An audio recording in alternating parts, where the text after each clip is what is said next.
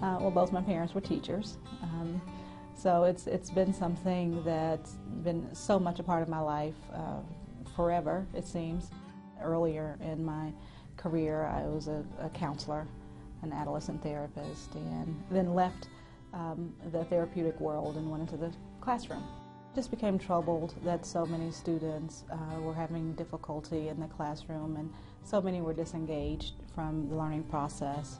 So many parents felt alienated from their child's school, and just looking for ways to intervene wherever possible. We did start Turning Points Educational Services, and it allowed us to do a number of things. We tutored and we mentored, but we were only impacting pockets of people at a time. Building Excellent Schools has a focus on developing school leaders. It was very difficult, but my husband was very supportive. My mother moved here to assist him, and I left my family for almost a year. The schools that I studied ranged from, that went from Florida all the way up to the New England states. But in addition to that, having individuals who are giants in the field of charter education come in and lecture us and provide us in-depth knowledge and information. I came back feeling very empowered, and not empowered to just receive an approval, but ready to serve the community. But our district did not feel comfortable, with our model at that time.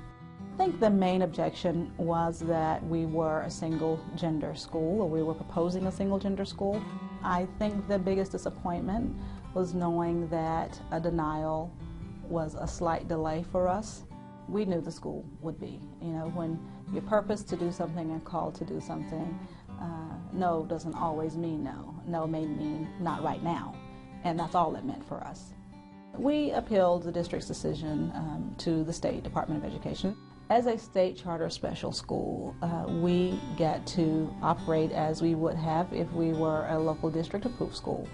The only difference is that we do not receive local funding.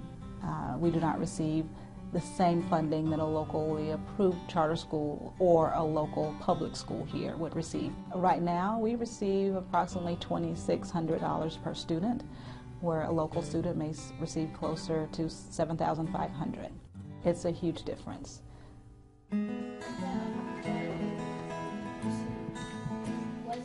It really doesn't matter one's socioeconomic status, zip code, race, religion, creed, national origin. These parents all wanted the same thing. They wanted a choice. Each homeroom is named after a highly selective college and university. Many of the schools are Ivy League schools, and we decided to do that because we wanted our girls to aim high. It's an extended day, 7:30 to 5. We have a lot to do. There's a lot of teaching and learning that goes on here.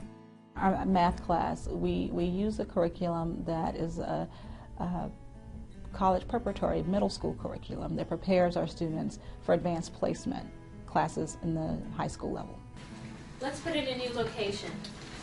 Let's put in Washington, D.C. They have followed the weather system all year.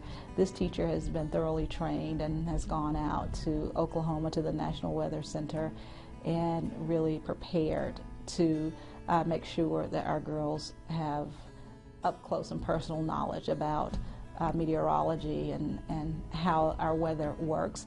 Jada Austin and Jada Smith. Girls would stop me and say, Ms. Gover, I was just thinking about our environment and we really need to do something about that. When can we start an environmental club or a recycling club? Another student would approach me and say, Ms. Gilbert, I was just reading this article, and do you know what's happening to the children of Sudan? I think we really need to do something about it.